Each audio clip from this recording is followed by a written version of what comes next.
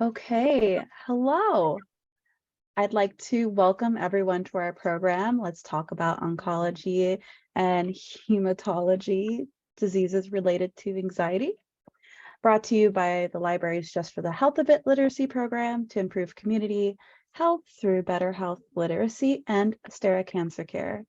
I'm very honored to have tonight's presenter, Neshama Marcus. She has a master's degree in social work with a concentration in nonprofit and public management from Rutgers University School of Social Work, sorry. She also has a bachelor's in psychology from Rutgers. She is a member of the National Association of Social Workers and the Association of Oncology Social Workers. Currently, she is a director of social work at Astera Cancer Care, which is providing this wonderful program. And before joining Astera, she served in the nonprofit sector for 15 years or so, where she led the Diversity, Equity, Inclusion, and Accessibility Task Force. We're very honored to have you tonight. And I remind everyone here to please hold questions till the end. And if you have any questions that you want to write down before the end, you can throw them in the chat, but just know that we will address it towards the end.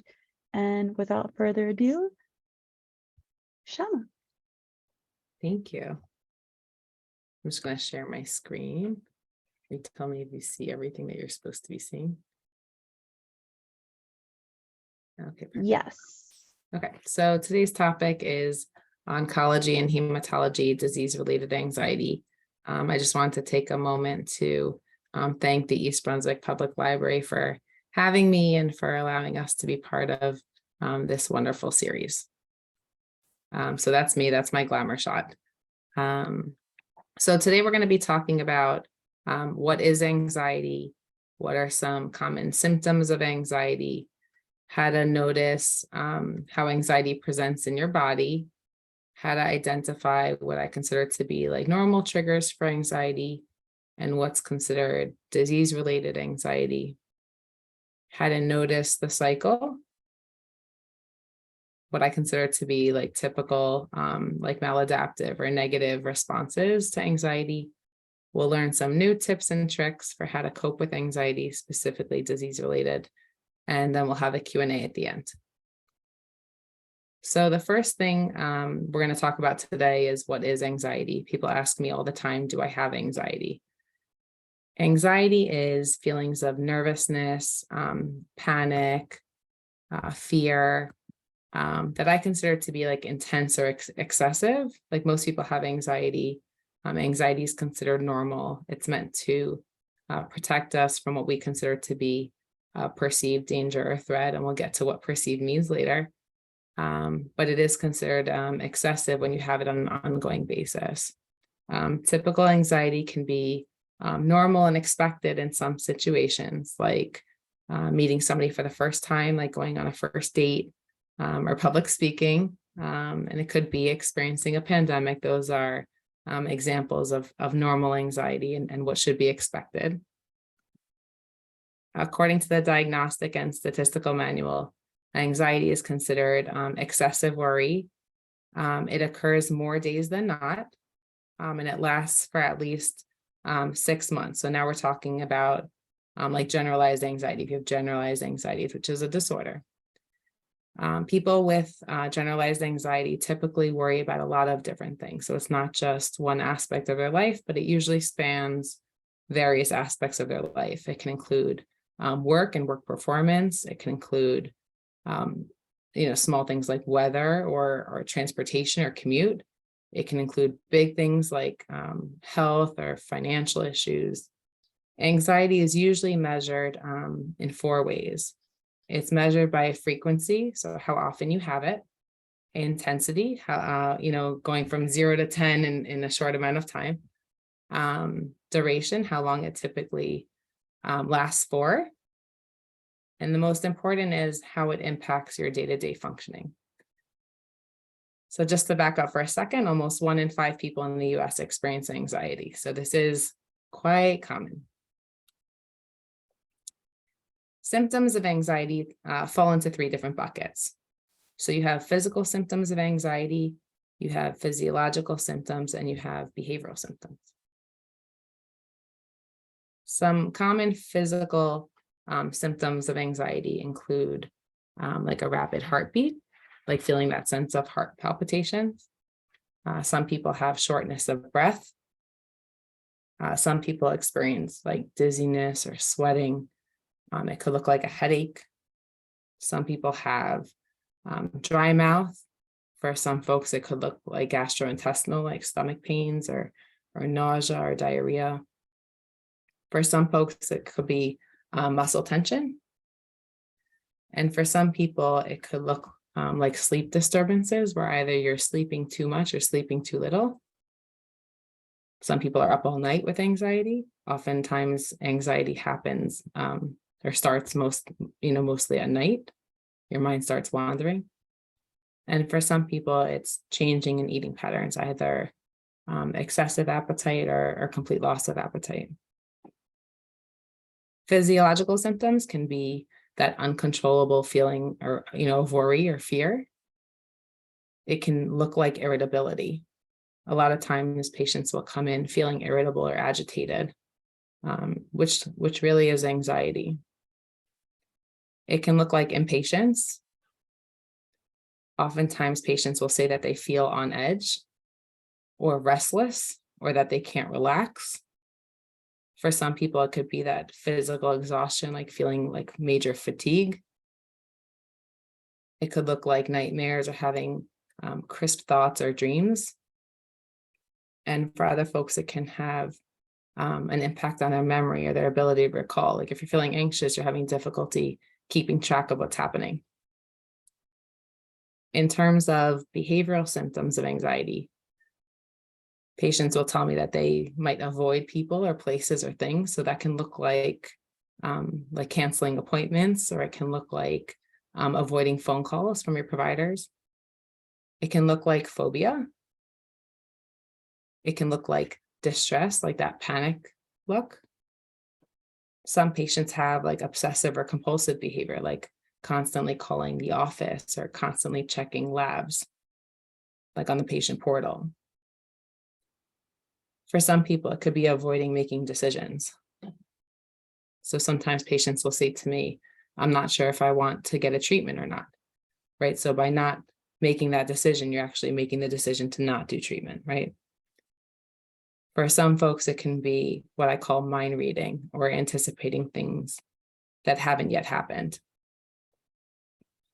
Sometimes patients have black and white thinking, or all or nothing thinking. Nothing's going to work. That's an example. And now we're going to shift to how it manifests in your body. It's important to feel and listen to the way that anxiety presents itself for you. So some people, like I said, might have sleep disturbances. Some people might have racing thoughts. Notice how it presents for you. And the reason why it's important is because it often occurs the same way each and every time. So if you're able to notice it, then you can anticipate it. You can notice that trigger and notice how it manifests.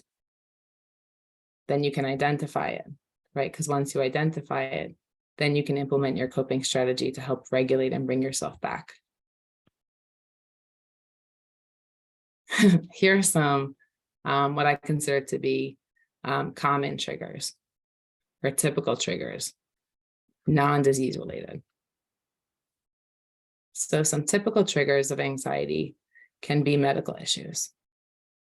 You see something you don't like on your body's not reacting the way it normally reacts, you're not liking the way it feels, right? For someone who does not have a chronic or terminal disease, that already is anxiety. Relationship issues can be normal triggers, right? Common tension. Financial concerns, one of the top triggers. I hear it all the time. It's hard to move forward. It's hard to not worry, if you're not sure how you're going to pay your rent or your mortgage. Family stress is considered a normal trigger. So for some folks, it might look like things like divorce or a loss of a family member. Those are normal triggers. Work stressor is a trigger. School stressor is a trigger. Change is very stressful for people. And change is a broad category. It can look like a change in your routine. It can look like a change, by meeting somebody new. Change in routine, for me, a good example is like if your car breaks down, right? You have your plan of how the day is going to look, and it's just disruption. Change in plans, like when you have a flight and now you have to take a later flight. Man-made or natural disasters can cause disruptions. And it can also look like body changes. These are normal triggers. Socializing or interacting with other people can be a trigger. Some people find that daunting. Some people get performance anxiety, and that can look, it can look very different for different folks. So for some people, performing can be like giving a presentation. It can also be like meeting somebody's expectations, or that fear of not satisfying somebody or disappointing somebody else. Isolation is considered a normal trigger. And again, it's a broad category, right? Geographic isolation is when you're not physically close to the people you want to be close to. So that can be, living in different sides of the country. It could be separation due to like traffic patterns and any type of geographic isolation. There's social isolation when you feel like an outcast, or you're intentionally marginalized or not intentionally marginalized. There can be technology isolation if you don't have a computer or don't know how to use it. Some folks are isolated by social media. They don't have social media or don't know how to use it appropriately. Some people get triggered by being in tight spaces or being in large crowds. A normal trigger is feeling unprepared, or sometimes just fear of the unknown, not knowing what's going to happen next.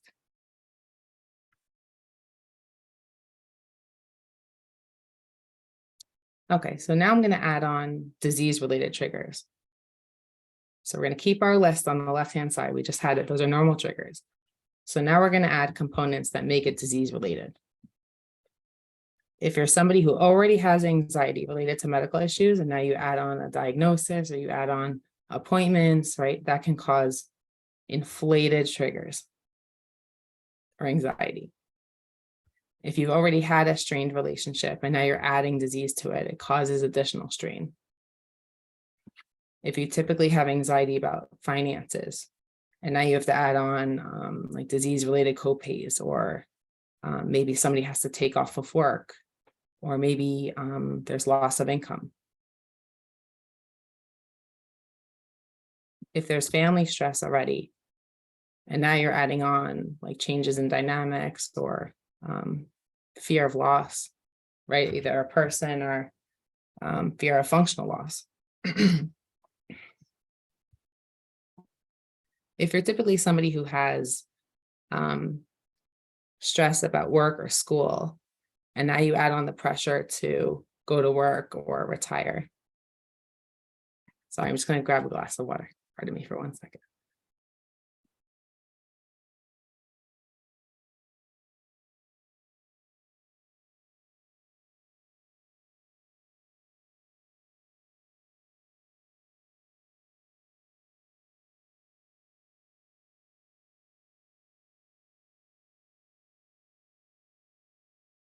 Okay. So now if you typically have stress about change, and now you're adding on disease-related change. If you typically have anxiety about socializing, and now you're adding on all these medical professionals that you have to meet with. If you typically have anxiety about performing, and then you have to add on that pressure to improve or rehabilitate. If you typically have anxiety about isolation, and now you have to add on isolation due to medical necessity, like maybe it's due to COVID.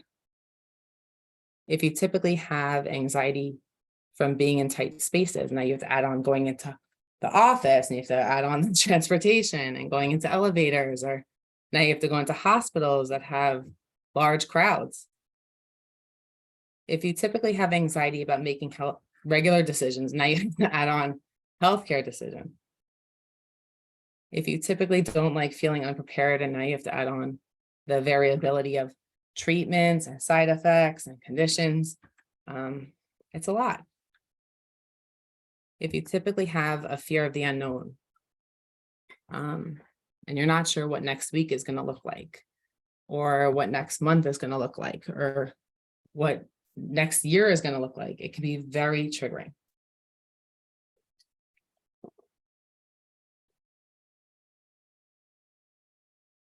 So now we're going to talk about noticing the cycle. This is the diagram that's in front of you is called the cognitive triangle. It's the relationship among feelings, thoughts, and behaviors. So the example I give for the purpose of today is an event comes into play. So the event for today is a diagnosis that's related to oncology and hematology. It causes us to feel some kind of way, and that feeling triggers thoughts and behaviors. Here are some maladaptive responses. So some feelings that are considered maladaptive, like, difficult or hard feelings. You have anxiety, you have anger, you have irritability, you have depression, you have guilt or shame. Those kind of feelings typically trigger panic and sometimes irrational thoughts. Irrational thoughts can be, why does this always happen to me? I must be a bad person. Is this a punishment? What did I do wrong? Those are irrational thoughts. And that kind of propels some maladaptive behaviors. It can be making bad decisions. It can be isolation or avoidance. It can propel us more negative self-talk. Sometimes it can propel alcohol or drug abuse. It can cause us to do things to make other people happy, even if it's at our own expense. And sometimes it can cause us to become like combative, accusatory, and start attacking the people that we care about. So I typically ask patients, are you surviving or are you thriving? But sometimes people will say to me, oh, well, the strategy I'm using is just fine.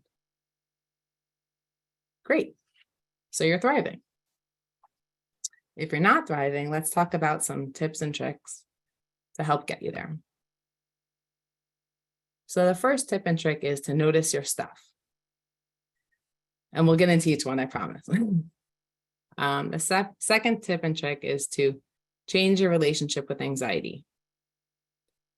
Identify that irrational thinking and try to rest. Noticing your stuff. Notice the sensations in your body. Notice the thoughts that show you that there's a perceived danger. So remember, perceived means whether it's realistic or not, you're experiencing it as danger. Notice those urges to act. Are you rushing to avoid? Are you rushing to isolate? Those are the behaviors. And notice your feelings. The second one was changing your relationship with anxiety. Remember that anxiety is a normal response, right? Be kind and supportive to yourself, just like you would with a friend. You would never judge your friend for having anxiety. Don't judge yourself. The third tip and trick was to identify rational and irrational thinking. So usually for irrational thinking, your mind jumps to worst case scenario. So these are some good questions to ask yourself that help contend with that worst case scenario mentality. For example, how do I know that this bad thing is definitely going to happen? Do you have any evidence that it might not happen? If you're going to play out worst case scenario, let's play out best case scenario. What's the best case scenario? What could go right? You can ask yourself, okay, worst case scenario might happen, but what's most likely going to happen? What would make this more predictable? And what's within my control? What can I work with? And the fourth tip was try to rest.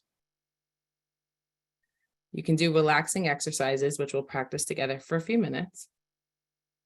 You can do exercise, some physical activity to exhaust yourself, right? Get everything moving and then just crash. You can see friends, old and new, and you can try new things.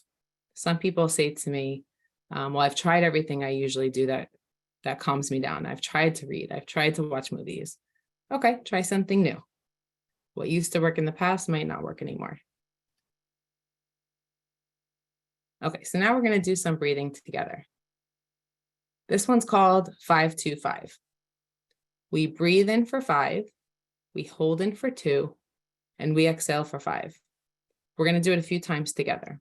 So breathing in, we can count on your hands, hold for 2, breathe out for 5. Ready?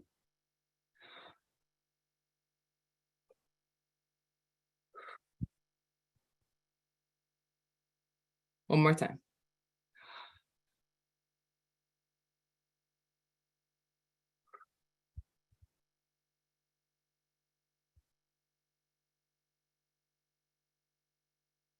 The second exercise is called alternating nostrils. So you can use your thumb for one on one side and your two, like your pinky and your ring finger on the other side. And you're basically going to breathe in, hold it, switch fingers, breathe out. Okay, here, let me see if I have it on the next one. No. We'll try it one more time, okay? So you're going to breathe in using one nostril. You're going to alternate while you're holding. And you're going to breathe out with the other nostril. Let's try it together.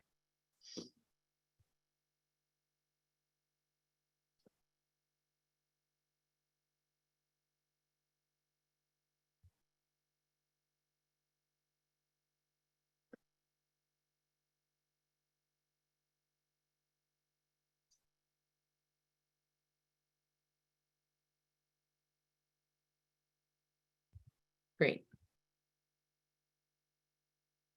This is the third final breathing exercise that I'll show you for tonight, and then we'll get into other strategies. So this one's called belly breaths. What I like about this is you're basically looking at your belly like it's a big balloon. So the goal is to have your belly expand as you breathe in and your belly contract as you breathe out. We could do it a few times. So you're going to put your hands on your stomach. Some people like to do it lying down, but you're going to put your hands on your stomach. And as you breathe in, you're going to watch your hands and your stomach expand.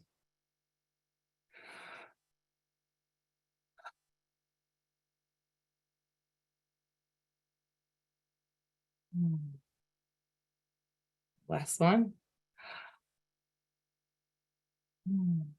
Some people like to do it from your chest. As you can see from the picture, you're not breathing into your chest, you're breathing into your belly.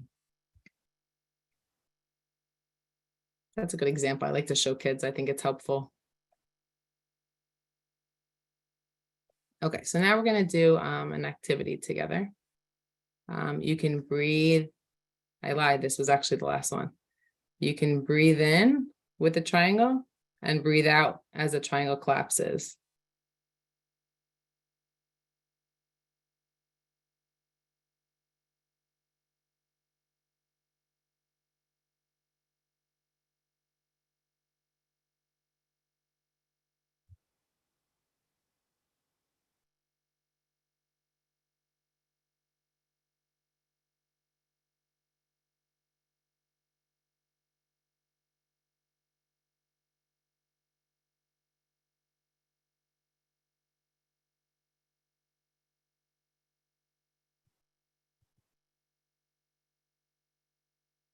Okay. What I like about that one, not only does it last a long time, but it's also pretty meditative because you're watching the pattern. So some people find that helpful. Now we're going to participate in a mindfulness body scan. So I'm going to turn off the share for just a moment.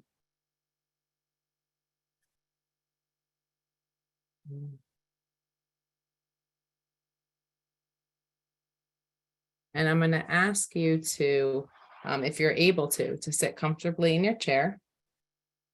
And you're going to close your eyes if that's comfortable for you. We're going to begin by bringing your attention into your body. You can notice your body seated wherever you're seated and feeling the weight of your body on the chair, on the floor. Take a few deep breaths.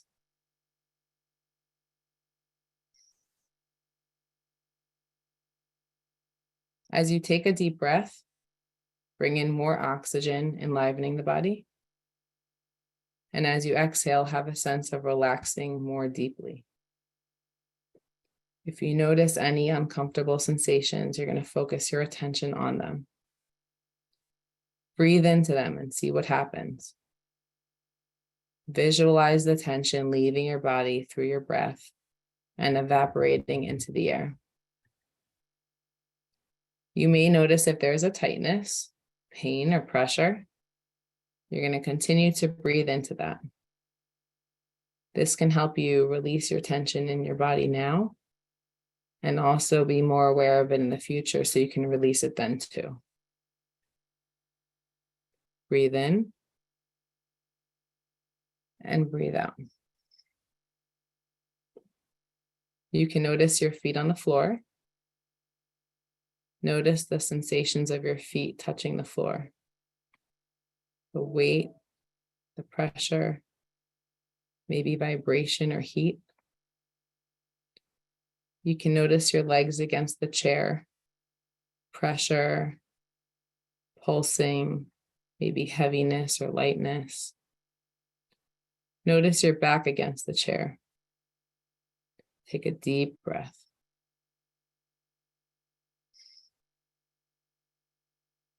Bring your attention into your stomach area. If your stomach is tense or light, let it soften. Take a breath. Notice your hands. Are your hands tense or tight, gripped or clutched? See if you can allow them to soften. Now notice your arms. Feel some sensation in your arms. Notice where your shoulders are. If they're stiff or shrugged, let your shoulders be soft. Relax your neck, your throat. Let them be soft. Relax. Soften your jaw. Let your face and your facial muscles be soft. Then notice your whole body present. Take one more breath.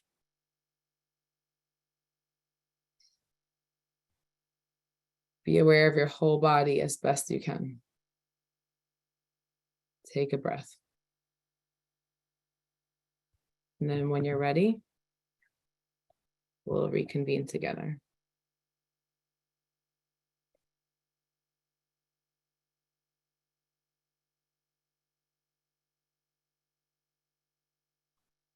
I included this slide so that way you have it for reference in case you want to circle back to it.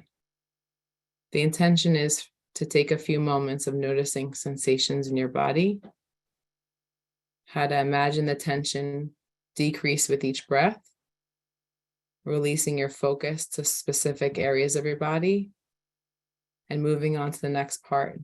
After several scans, you can let your awareness travel across your whole body. And at some point, you can release your focus and come back to your surroundings. This is another example of that rest component, right? It's called guided imagery. The intention is to use your imagination to help put your body into a more relaxed state. Just as your body can become tense and stressed in response to thoughts that make you anxious, it can also become more relaxed and calm to peaceful and pleasant thoughts. So one of the most basic ways that we use imagery to relax is to close your eyes and imagine being in a place that's peaceful or calming for you. It can be a place that you've actually been to in the past, like a quiet forest or a nice warm I'm staring at that fireplace. That is so mine. A place that you've been to, and it can also be a place that you created in your imagination, like this faraway island. The intention is to use all of your senses in your imagination. I had pulled up this this guided imagery as a waterfall. So I'm going to play it for you. It's just one that I found on YouTube, but you can use any if it makes you comfortable.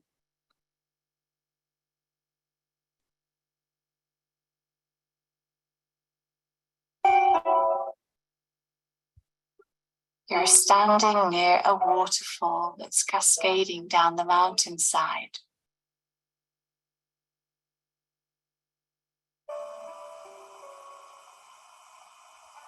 The air is warm and fragrant, with an aroma of sweet tropical flowers.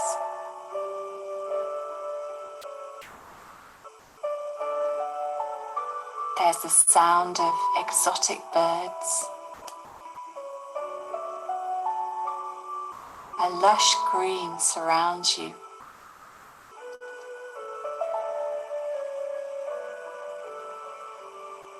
As you enjoy the warmth of the sun, the sound of the waterfall. Now stepping underneath the waterfall, you feel the water flowing from the top of your head and down your neck, across your shoulders, down your arms and hands, and then into the earth.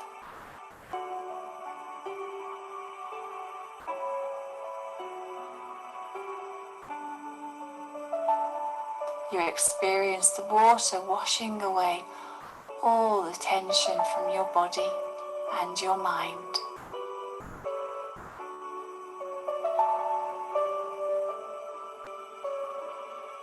Feeling fresh and invigorated. You step out of the waterfall and in your own time, make your way back to the room.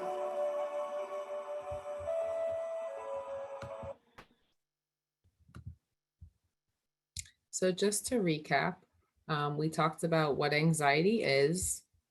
We talked about some symptoms of anxiety, how anxiety manifests in our body. We talked about normal triggers. We talked about disease-related triggers. We talked about noticing the cycle and the interplay between the event, that feeling that you initially get from an event, like anxiety related to a diagnosis, how it presents in thoughts and how it presents in behaviors. We talked about what's considered healthy versus maladaptive. And we talked about a few different tips and tricks to help regulate anxiety.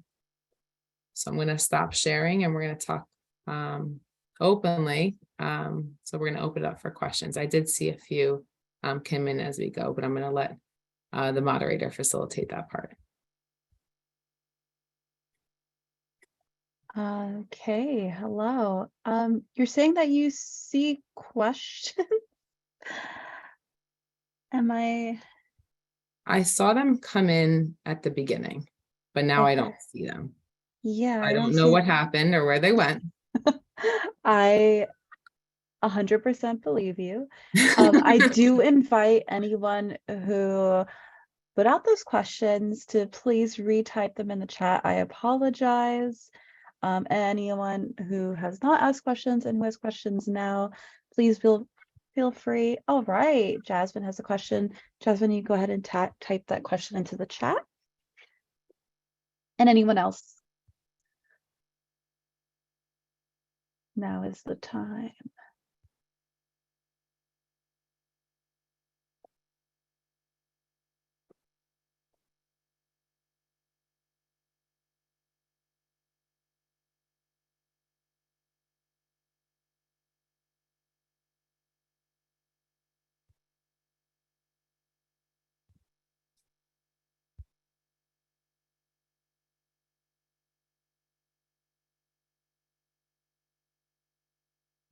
I also see a hand raised while we wait for questions to come in.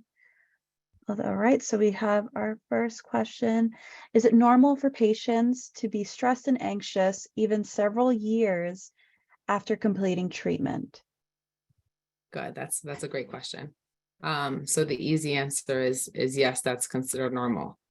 So I would actually associate a diagnosis and that initial anxiety almost like a trauma response.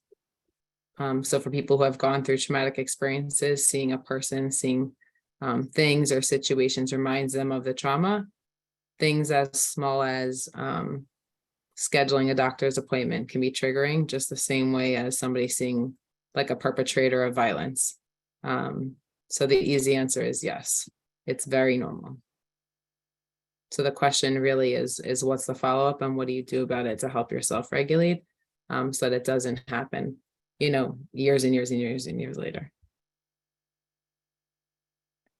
Okay, the next question. Sorry, I'm like watching them. I don't even know where to go. I know.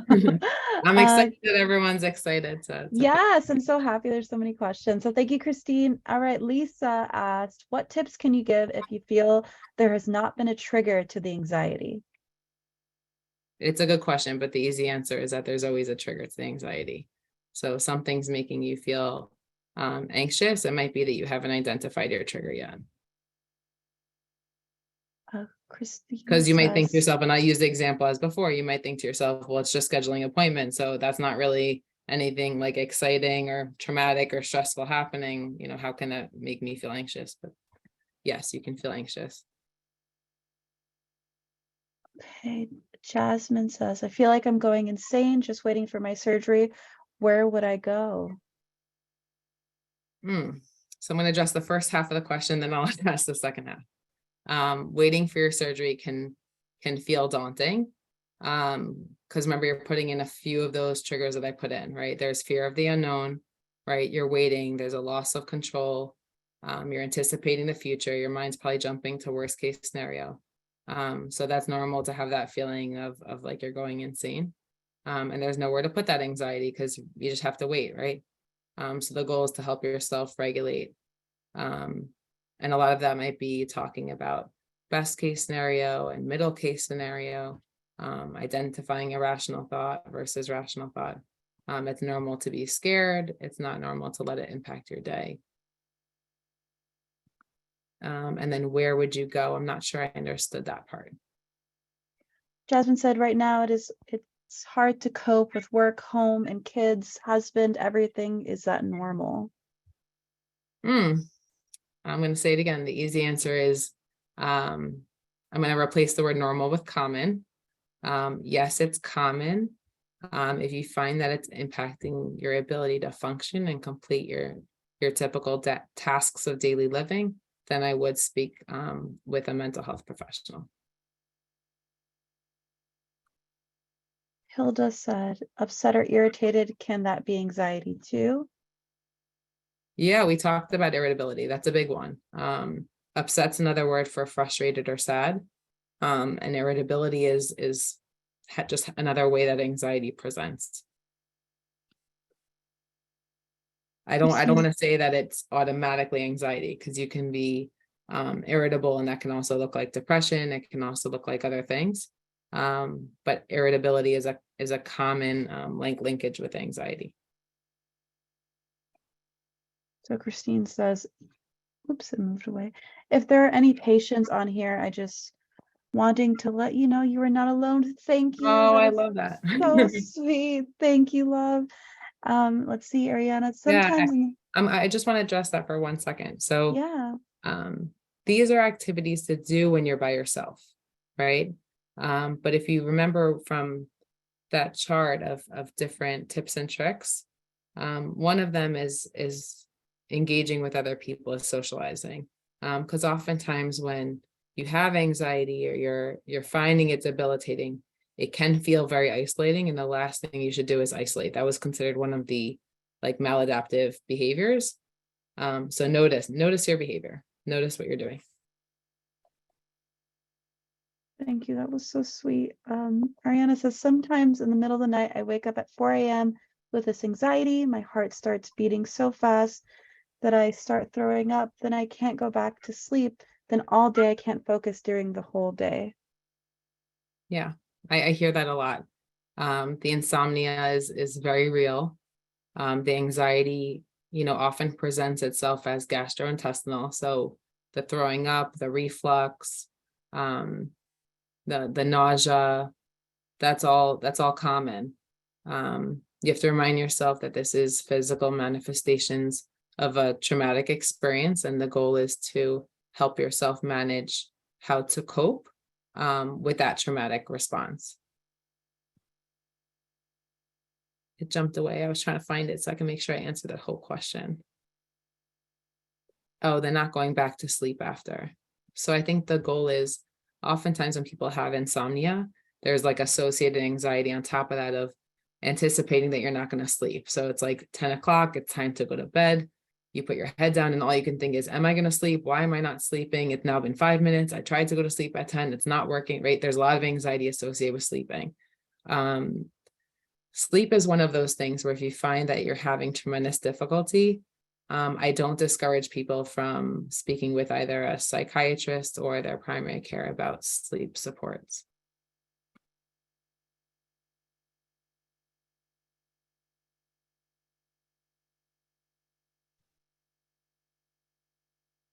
Someone asked about, I'm sorry, I'm like jumping into comments. Yeah, it's moving around and I'm working through them. You let me know Yeah. if I missed it, Yeah. Okay, so the next one was, is it common not to remember anything?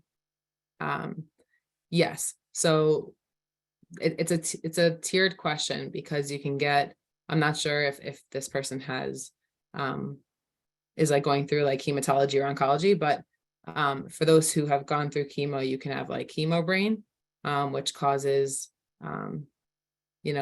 memory gaps or lack of focus. So on top of that, another symptom of anxiety, right, is that lack of focus or lack of concentration. So yes, that's considered a normal response.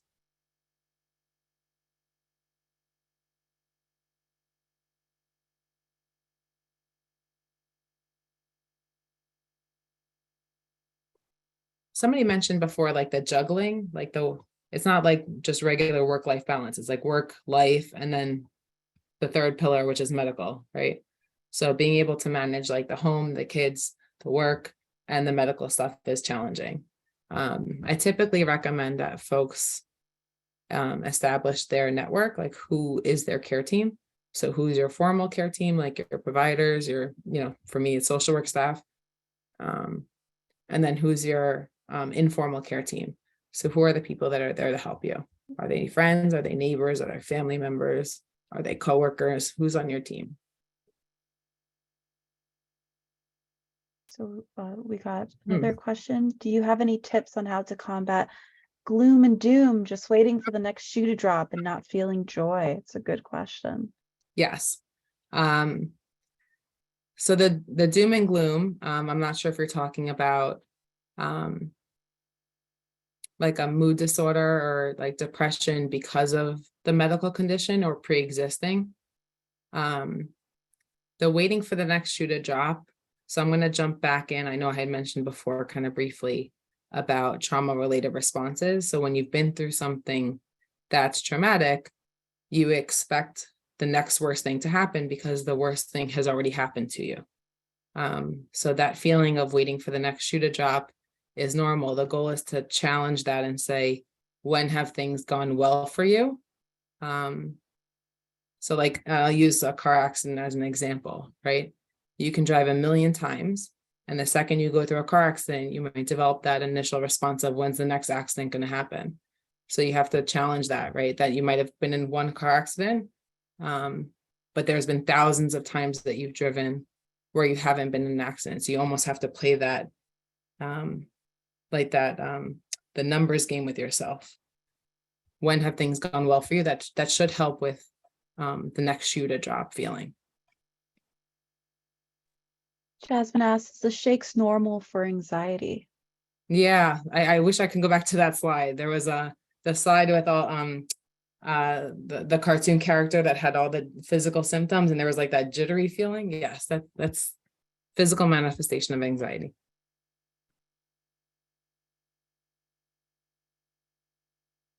I just wanted to note, as our questions keep coming in, that this presentation will be available. The recording will be available at the East Brunswick Public Library YouTube channel. Afterwards, give me like a day to upload it, but it will be available and you can take a look back on everything that has been said this evening.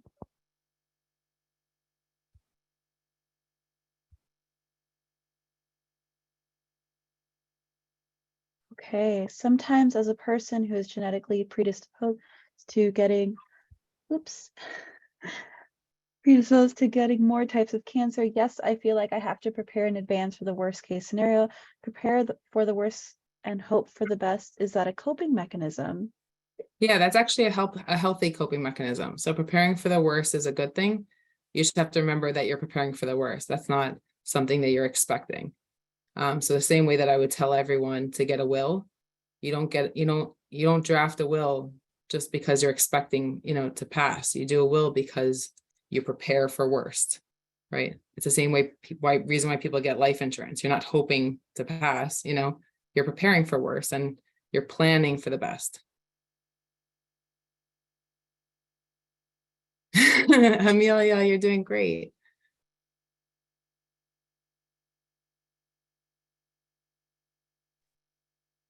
I love that. Oh, wow. Good to know I'm not nuts. Oh my goodness. Yeah, people ask me all the time. People come in, they often start crying right away, which is 1,000% normal. A lot of times people will say, am I the only one that cries in your office? Nope. Every single patient comes in and just starts crying. I don't even have to say anything, because the second they're given a platform to express all this anxiety, it's like a boom, a combustion. So no, nobody is nuts here. I also use humor and sarcasm to deal. I like it. Yeah, I think there's times in your life where, or times along your journey, I should say, where you want to be serious with people and they don't want to be serious with you because they don't know how to deal with it. And then there's times where everyone else wants to be serious with you and that's the last thing you want, right? So it is a balance, and the important thing is to set boundaries with what you want from your people.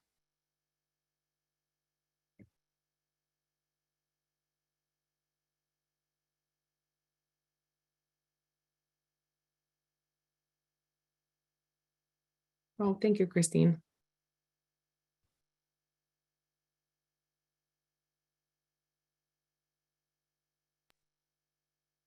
You can feel free to ask a question that's already been addressed. I'm happy to review it again.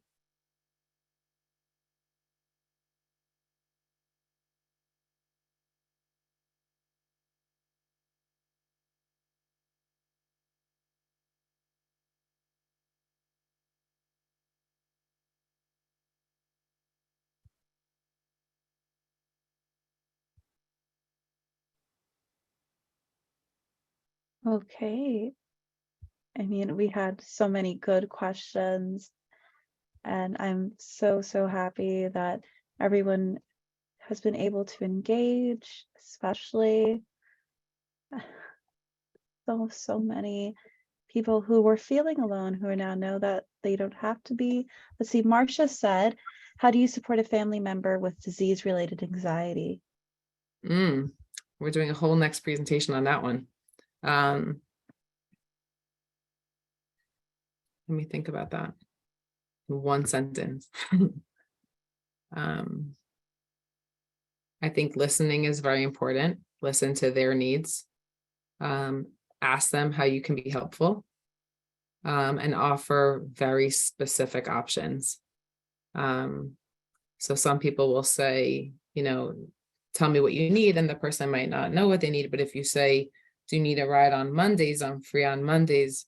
They're more likely to take you up on the offer.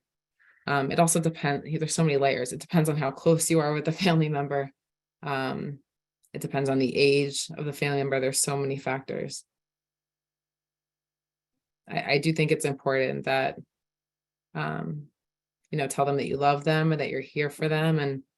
And I would say, don't make it about you, because sometimes people will say, oh, well, I offered you my help and you didn't take it. It's not about you and what, they took from you or were willing to take from you. It's about what they need. So if they don't need your help this moment, but they want your help next week, then that's when you're providing the help to them.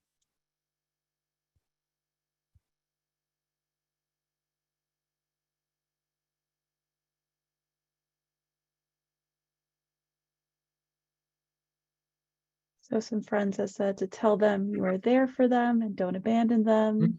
Mm-hmm. Yeah, I actually, this comes up a lot, especially when you have a family member who might be in the throes of it. And the caregiver who's coming to me maybe has experienced it themselves, or is kind of getting that traumatic response from another family member experience.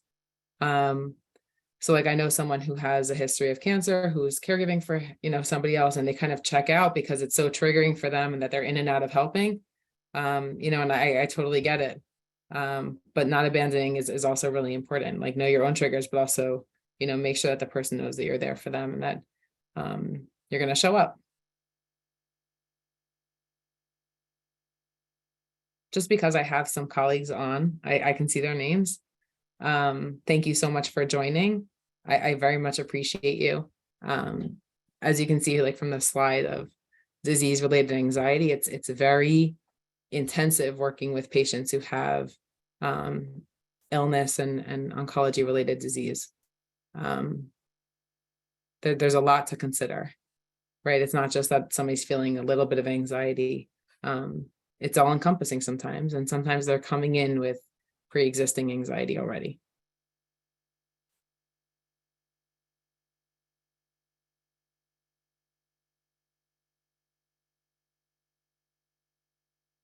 I know everyone's saying it in the chat, but I also wanted to thank you, Neshama, for doing this wonderful presentation. It seems that quite a few people are taking home some information. It has been informative. Thank you, Christine.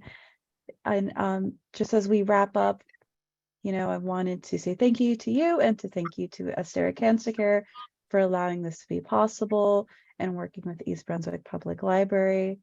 Once again, this presentation will be available on YouTube, probably the earliest tomorrow morning. And if we have any more questions, oh, thank you. If you look in the chat, we have contact information for our wonderful presenter. If you want to go ahead and copy that, friends, before I exit the meeting. But we I will just be. want to thank everyone for coming as well, and thank you so much for facilitating and having me.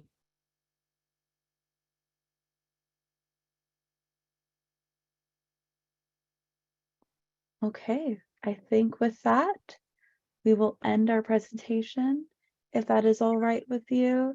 Once again, thank you, thank you, thank you. And I hope everyone has a wonderful, peaceful night.